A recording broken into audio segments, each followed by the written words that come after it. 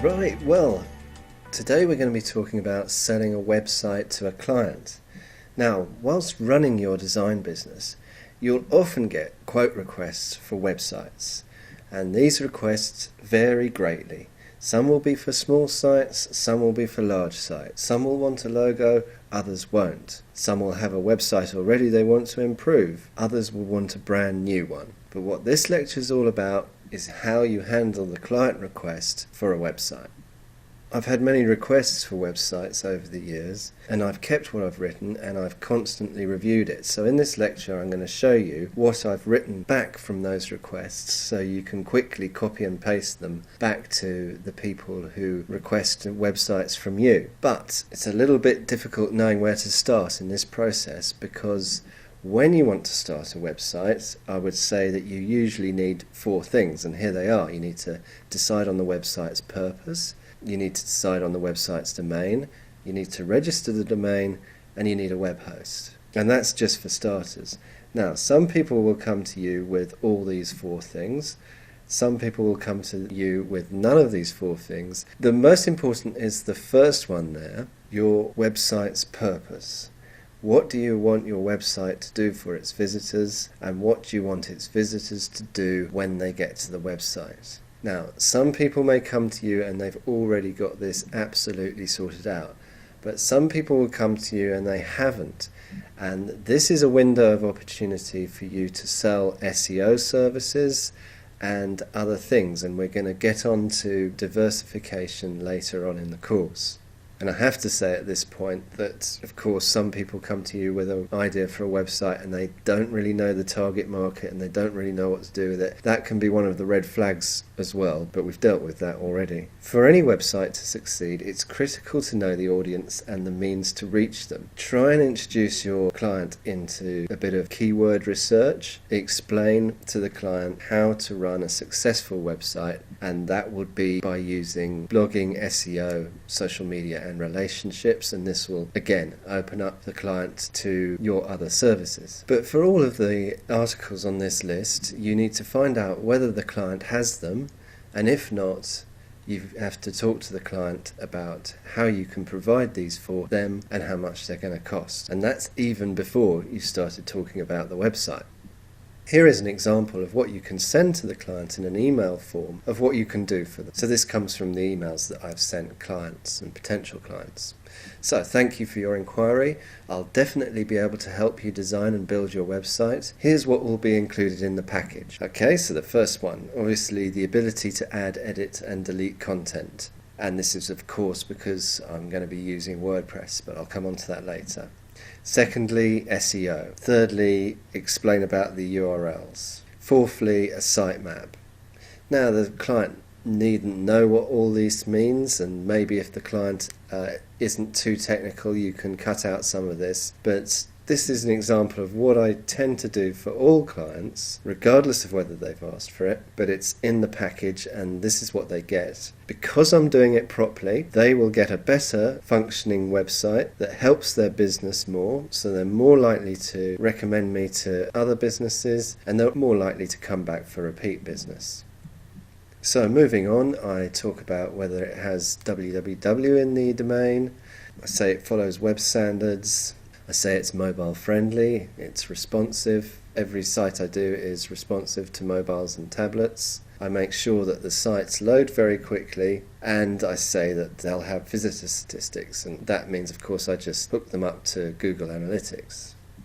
Okay, social networking and bookmarking buttons. Well, it's very often that clients ask for these. Sometimes they don't know the difference between the social networking, bookmarking buttons at the end of blog posts like tweet this, etc., versus the social networking and bookmarking profile buttons, so a link to their Twitter page or a link to their Facebook page, and you have to explain this to them. But of course this is very popular with clients and it's always a good thing to have. And lastly, the contact page. So that's the end of the email, and you can add and take away bullet points as and where you see fit. This forms a sort of stock email that you can send, and then after the end of that you can say, and this is how much it'll cost. So it's going to be $1,000, $2,000, $3,000 or something like that. Obviously you have to specify more detail, like the number of pages and other functionality that you may have discussed with the client in the contract, and by all means you can paste some of this into the contract as well if you like, but it's a nice way of showing that you do all these good things to the client before you say the price. And of course the price shouldn't be more than your hourly rate multiplied by the number of hours you think it's going to take you in a worst case scenario. And at the bottom there's a little caveat which says what the price doesn't include. And this of course depends on what you've discussed with the clients, but we're going to come on to ongoing fees later, as that's very important. And off-site SEO, it's a good thing to mention because we mentioned earlier that it's optimized for search engines, but we don't want the client thinking that that means they're going to be at the top of Google for a certain phrase. It just means that the on-site SEO is going to be done perfectly. Off-site SEO is another question entirely, and that can be offered as an extra service. So we're just making clear what we can do for this price and what we're not doing for this price. As I've said many times before in this course, setting up a website for a client can be a process of education. Because some people come to you and they just say that they want a few static pages put up and they'll hope for the best. In this case, you have to try and explain to them that the internet is a living and evolving organism, and as such, the website would be better off living and evolving as well. And by this I mean, try to persuade the clients to write regular content in a blog. Don't specifically mention the word blog, because for some reason I find clients can be initially resistant to the idea of a blog. But if they don't want one initially, it's quite often that they will want one in 6 months' time after you've supplied the 5-page static site and they find that nobody's coming to see it and it's absolutely useless. But for that reason, it's good to try and persuade them to start a blog straight away. Similarly, I found that clients always come back to me and ask me to set up an email list for them.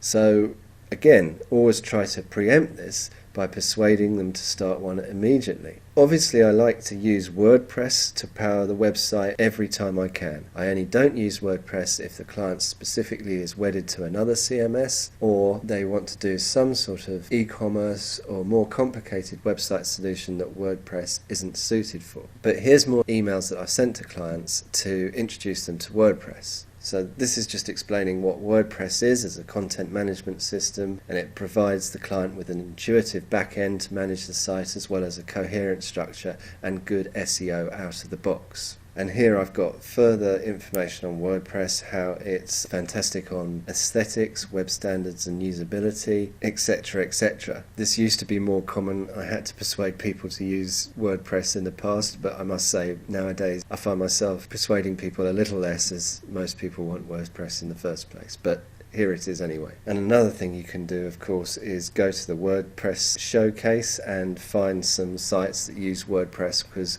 there's usually some pretty huge blogs like the New York Times and stuff like that on their showcase. So that's always a good thing to do for clients as well.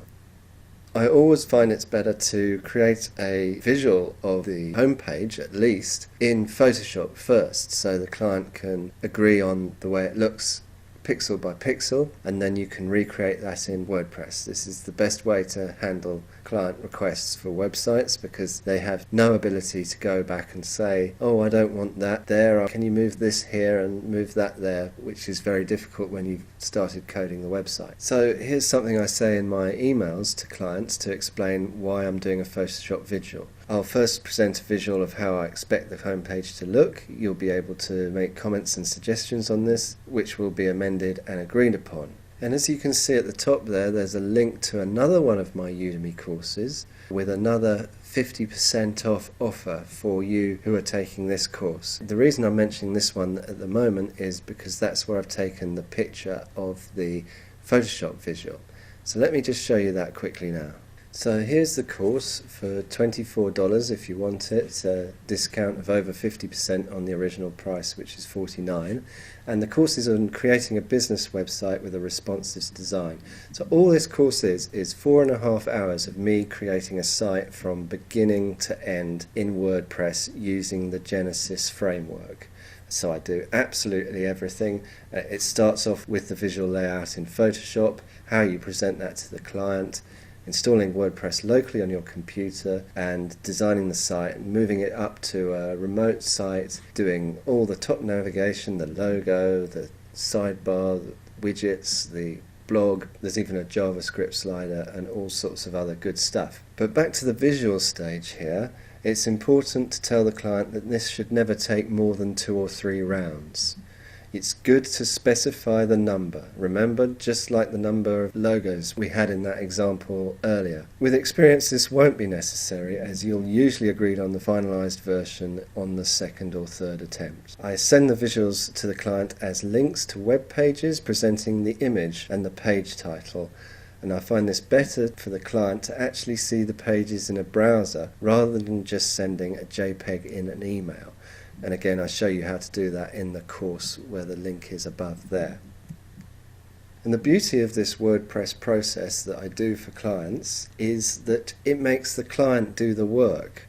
So the client fills up the pages in the WordPress text editor, and the client gets an understanding of how he can edit and create the content on the website. And as soon as you get the client to do that, the better, because then the client will do it more and more and more, and the website has more chance of success. And this is a great time saver. The clients appreciate the easy, intuitive administration area in WordPress, and the best way they learn to do it is by practicing. But it also has a benefit, of course, that you don't have to create these pages, and the client does, so there's less room for error. And if there is an error, it's the client's fault and not yours. So, as the client's agreed from the design, you create the website in WordPress and it looks exactly like it did in the visual. The client enters the content and everyone's happy.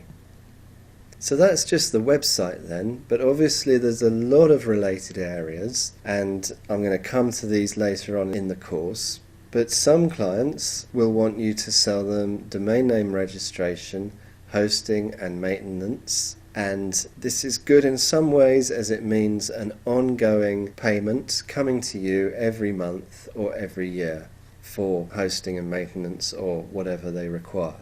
Sometimes they'll want to host it themselves. Sometimes they'll want to register the domain name themselves, but they want you to sort out the hosting. But I'm always happy to offer any of these services if they ask for them, but I charge a premium rate for this, and for good reason. Now, you may think that putting a client's website on your host and charging them for it is easy money, but it isn't, let me tell you. If anything goes wrong with the site or email, then the client is going to contact you and expect a speedy and successful outcome. So think about this when you're setting a monthly or annual price for hosting and maintenance. Now, I would really go crazy on this, so don't be afraid to charge $25 a month or $250, $300 a year for hosting that only costs you a fraction of that, because the client is paying your time to liaise with the host every time something goes wrong. Now, of course, it's best to use hosts that you really can rely on, the ones you use as well. So I've got some affiliate links here for services that I use, so I know they work, especially with the host and the email. HostGator for a reseller program for hosting multiple sites. Now, if you're going to do email, I would always put email through Google Apps for Business, and that's very important. You'll have a lot less problems if you do that, so I really recommend that one. Otherwise, I would say don't do email, because email can be more problematic than web hosting. So domain name registration, GoDaddy, but obviously there are many others and they're all just as good as each other. Namecheap or any of those companies. And of course I use Aweber for email marketing. So creating websites for businesses may be the cornerstone of your business.